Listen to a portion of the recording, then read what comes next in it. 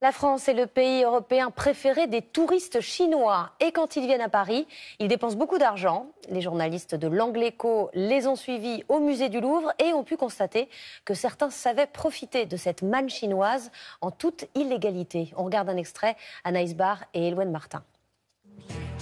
Chaque année, 600 000 touristes chinois s'engouffrent dans la pyramide du Louvre pour voir la Joconde. Pourtant, c'est à peine croyable, le musée ne propose pas d'audioguide dans leur langue. À 5 € pièce, le manque à gagner se chiffre en millions d'euros.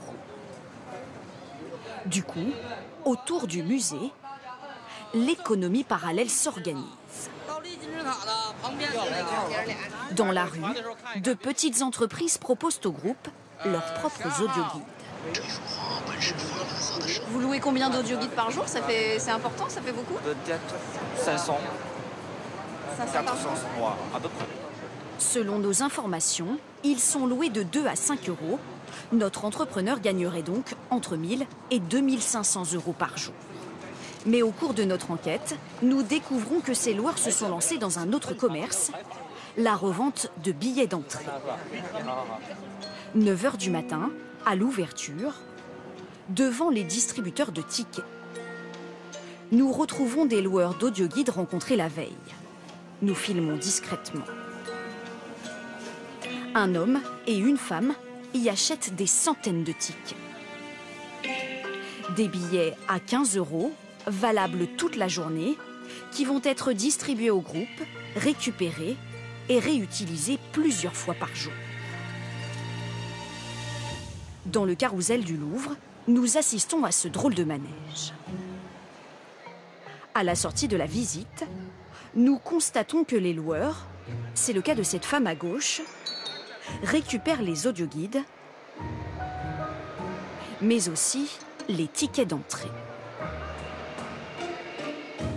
Des tickets qu'elle remet ensuite à un homme, ici en chemise, qui les glisse dans sa poche. Un échange qui se veut discret. Quelques minutes plus tard, le même homme reprend les tickets au fond de sa poche, les trie avec attention et les redonne à cet homme en rouge.